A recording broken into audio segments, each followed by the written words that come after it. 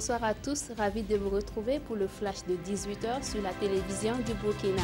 Le Premier ministre a eu ce matin une séance de travail avec des équipes de l'AFD et de la BAD sur la mise en place d'un programme solaire au Burkina Faso. Un programme qui va desservir tout le pays en électricité.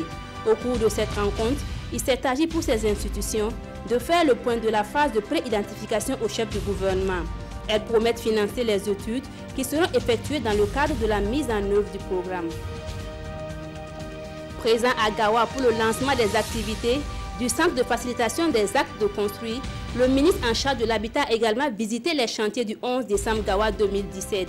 Maurice Dieudonné Bonannée a pu constater de visu l'état d'avancement des chantiers à quelques jours seulement du lancement des travaux. Le ministre a exhorté tous les acteurs à redoubler d'efforts afin de livrer les infrastructures à bonne date. Le chef de file de l'opposition a reçu hier jeudi l'ambassadeur de l'Union européenne. Au menu des échanges, la mise en place d'un cadre de concertation envisagé par l'Union européenne. Pour l'ambassadeur, il s'agit de mettre en avant le dialogue entre les différents acteurs de la scène politique burkinabé pour une meilleure résolution des différends.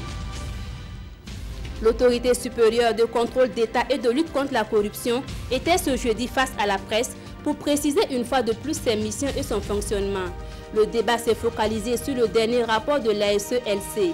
Ce rapport fait le buzz car plusieurs organes de presse incriminent l'ex-président de la transition Michel Kafando comme auteur de malversations financières d'environ 4 milliards de francs CFA.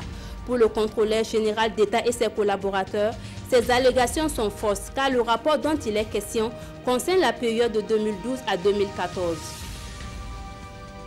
6 soldats nigériens ont été tués mercredi soir lors d'une attaque terroriste contre la ville d'Abala à environ 200 km au nord de Niamey, près de la frontière malienne.